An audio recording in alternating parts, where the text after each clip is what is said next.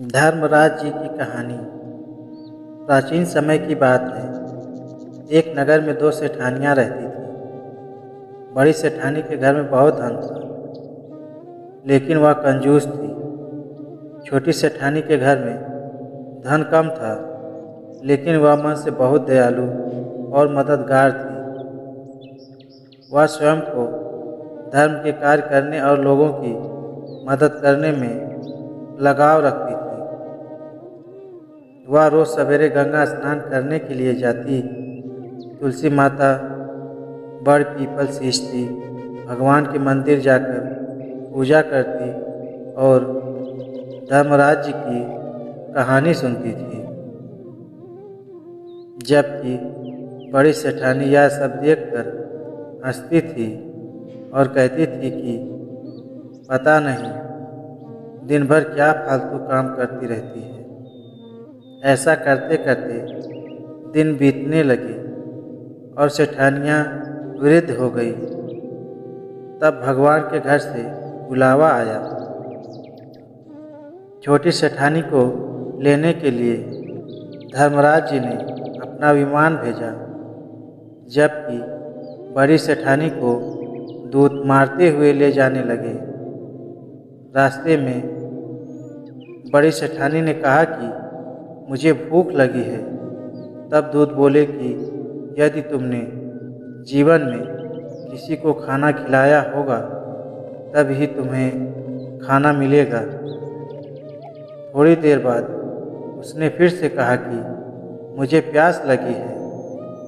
तब दूत बोले कि यदि तुमने जीवन में किसी को पानी पिलाया होगा तभी तुम्हें पानी नसीब होगा।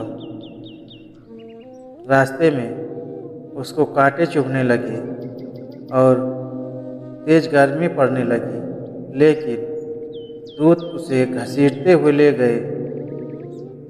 अब बड़ी सेठानी बहुत पछताने लगी कि मेरे पास सब कुछ होते हुए भी दान धर्म नहीं किया। इतनी देर में धर्मराज जी का दरबार आ गया।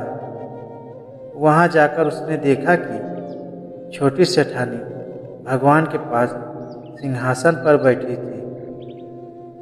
उधर बड़ी सेठानी को तपते हुए कुंड में डाल दिया गया। तब बड़ी सेठानी बोली कि मुझे सवा पहर का समय दीजिए, मैं वापस आकर दंड भोग लूँगी। धर्मराज बोले ठीक है। बड़ी सेठानी के शरीर में वापिस प्राण डाल दिए गए।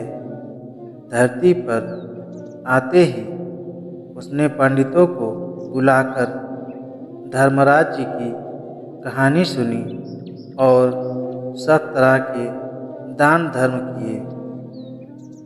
इतने में समय पूरा हो गया। अब की बार बड़ी सेठानी को लेने धर्मराज जी का विमान आया। सवा पहर के दान धर्म और धर्मराज जी की कहानी सुनने से बड़ी सेठानी को स्वर्ग की प्राप्ति हुई। धर्मराज जी ने जैसी कृपा सेठानी पर की वैसी सब पर करना। धर्मराज जी की कहानी सुनने वाले, कहने वाले, पुकारा भरने वाले और पूरे परिवार पर कृपा करना। यह थी धर्मराज जी की कहानी। आशा है कि आप सभी को धर्मराज जी की कहानी पसंद आई होगी। कहानी अच्छी लगी हो तो हमें कमेंट बॉक्स में ज़रूर बताएं और हमारे चैनल को लाइक और सब्सक्राइब करें। मिलते हैं एक नए वीडियो के साथ। तब तक के लिए अपना ख्याल रखिएगा। धन्यवाद। जय हो धर्मराज जी की।